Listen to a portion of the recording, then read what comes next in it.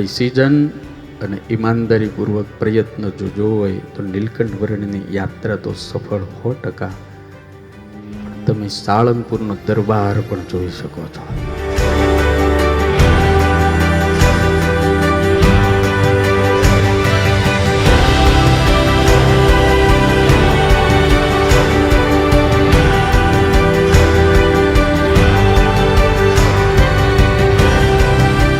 એક વિકેટનો વ્યવહાર, તમે વ્યવહાર બધાની સાથે કરતા હશો, પણ જો વિવેક ના હોય તો તમે ગમે ત્યારે હેરાન થાવ ને.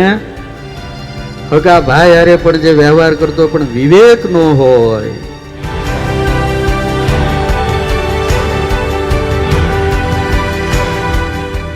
બિલ્ડર હો તોય ભલે, ઝવેરી હો તોય ભલે, કારીગર હો તોય ભલે, ડિઝાઇનર હો તોય ભલે, મારા બાપ જે હોય તે ભલે, પણ મારા બાપ જીભને ક્યાં કામ કરવું? કામ તો આંખને મનને કરવું છે ને.